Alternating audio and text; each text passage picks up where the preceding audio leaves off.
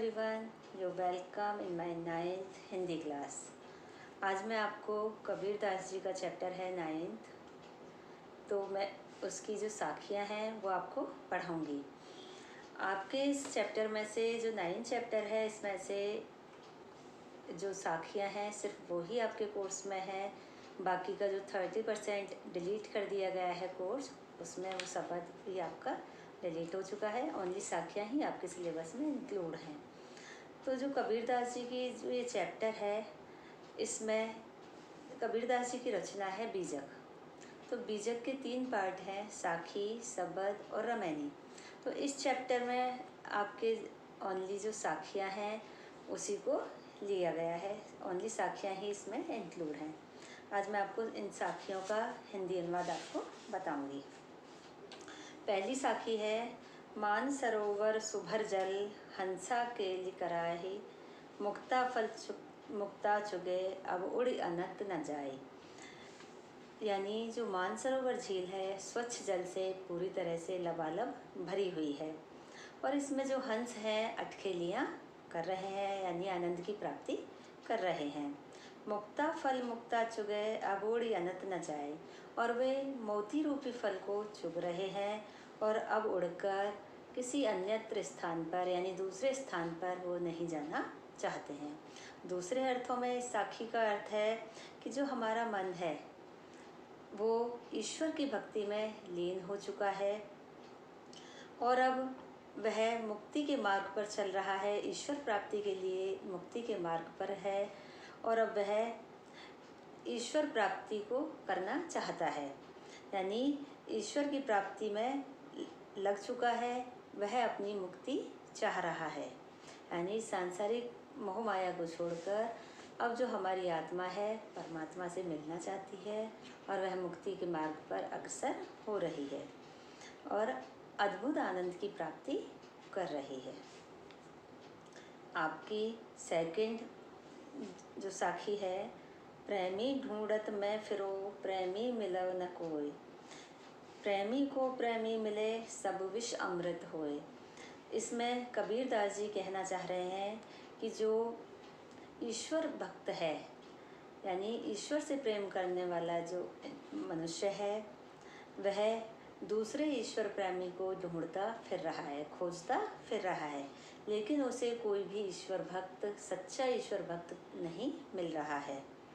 प्रेमी को प्रेमी मिले, अगर ऐसे सच्चे ईश्वर भक्त को दूसरा सच्चा ईश्वर भक्त मिल जाता है तो जो सारी अज्ञान रूपी बुराइयां हैं वो ज्ञान रूपी अमृत में बदल जाती हैं, यानी जो सारे दुर्गुण हैं वो ज्ञान रूपी अमृत में बदल जाते हैं।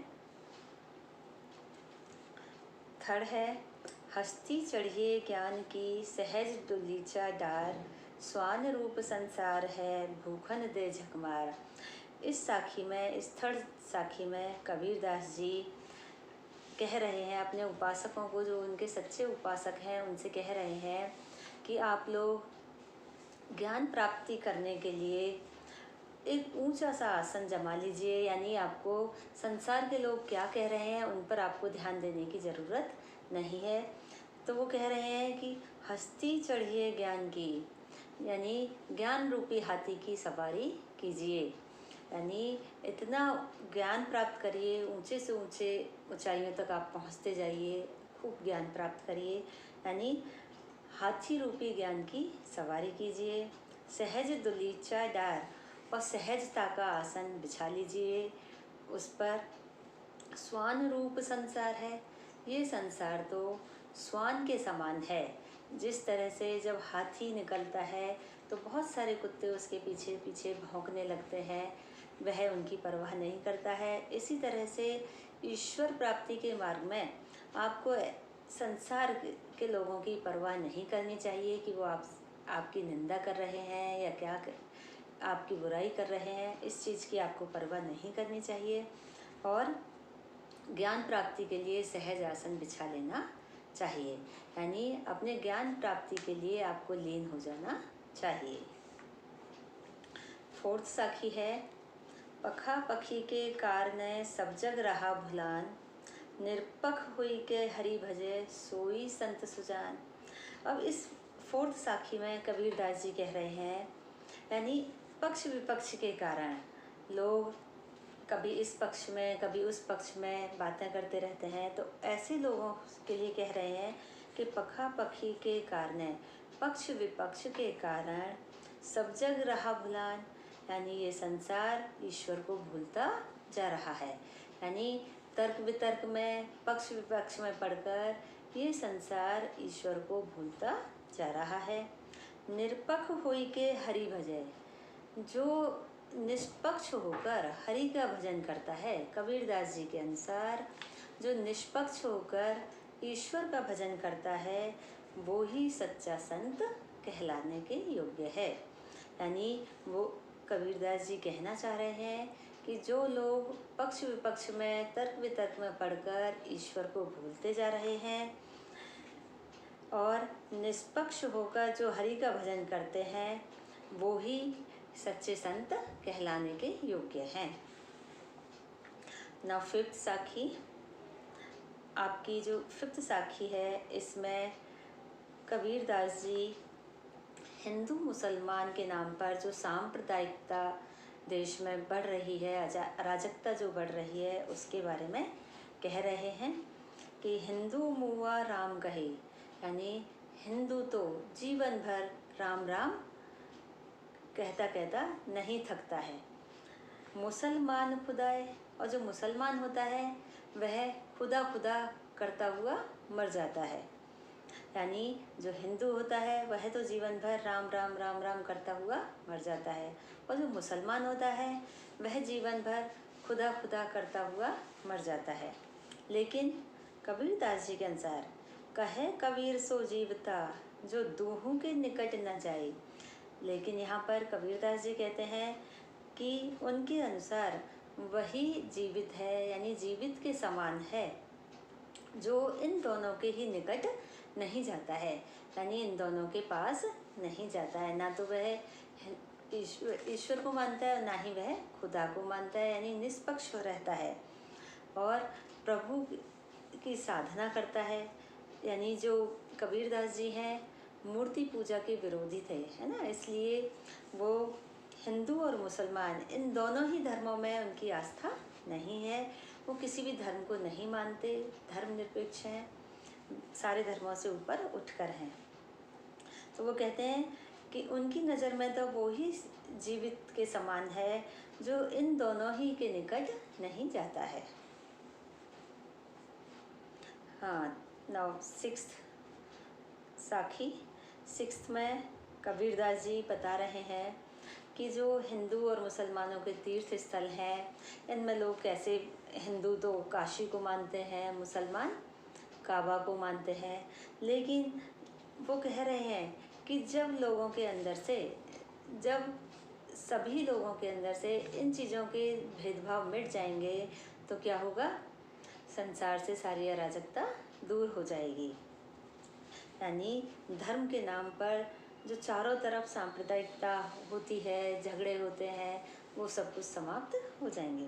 तो सिक्स्थ वाली साखी में काबा फिर काशी भया रामई भया रहीम, यानी कबीरदास जी कह रहे हैं कि जब हमारे अंदर से सारे धार्मिक भेदभाव मिट जाते हैं तो क्या होता है, काबा तो काशी लगने लगती है, काशी के समान, जो हिंदुओं का तीर्थ स्थान है, और काबा मुसलमानों का तीर्थ स्थान है। यानी जब हमारे अंदर से धार्मिक भेदभाव मिट जाते हैं तो काबा तो हमें काशी के समान लगने लगता है, और जो काशी है हिंदुओं का पवित्र तीर्थ स्थान है, वो काबा के समान लगने लगता है।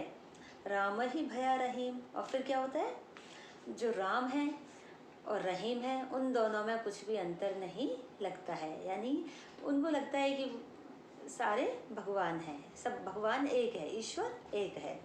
तो उन्हें राम ही भया रहीम, राम ही रहीम लगता है और रहीम ही उन्हें राम जैसा लगता है। मोट चून मैदा भया, और जब ऐसी भावनाएं हमारे अंदर आ जाती हैं, यानी हम इन सब भेदभावों से ऊपर उठ जाते हैं, तो क्या होता है, मोटा जो चून है, मोटा मोटा जो आटा है, वो क्या बन जाता है, मैदा। और उसे बड़े प्रेम से सभी बड़े स्वादिष्ट तरीके से उसे खाने लगते हैं। यानी सब लोग मिलजुल कर रहने लगते हैं। यानी जब हिंदू और मुसलमान के ये भेदभाव हमारे मन से हट जाते हैं तो क्या होता है कि सभी लोगों में सांप्रदायिक एकता आ जाती है, एकता की भावना आ जाती है और सभी लोग मिलजुल कर रहने लगते हैं। अब देखिए, जो 7वीं साखी है, इसमें कबीरदास जी बता रहे हैं कि जो मनुष्य होता है जन्म से ऊंचा नहीं होता है। कैसे होता है, अपने कर्मों से।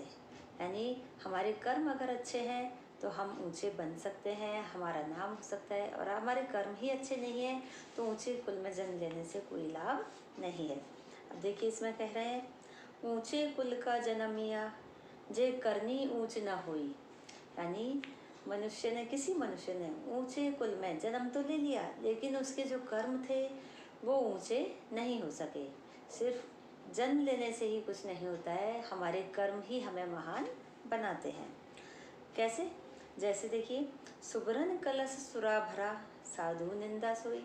यानी सुबरन यानी सोने का कलश, स्वर्ण से बना हुआ जो कलश है, देखने में तो बड़ा सुंदर है, लेकिन उसके अंदर क्या भरा हुआ है, मदिरा।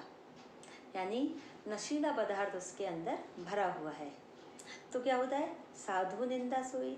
यानी उसे देखकर तो जो सज्जन व्यक्ति होते हैं वो उसकी निंदा ही करते हैं, चाहे वो सोने से भरा हुआ है, लेकिन सभी जो सज्जन पुरुष होते हैं वो उसकी बुराई ही करते हैं। यानी ऊंचे कुल में जन्म लेने से कुछ नहीं होता जब तक हमारे कर्म ऊंचे ना हो। तो आदमी अपने कर्मों से ही महान होता है। एक सोने के कलश के माध्यम से यहाँ पर आपको समझाया जा रहा है, बताया जा रहा है कि किस तरह से स्वर्ण से बना हुआ होने पर भी वह निंदा का ही पात्र होता है। आज के लिए इतना ही। Thank you and have a nice day.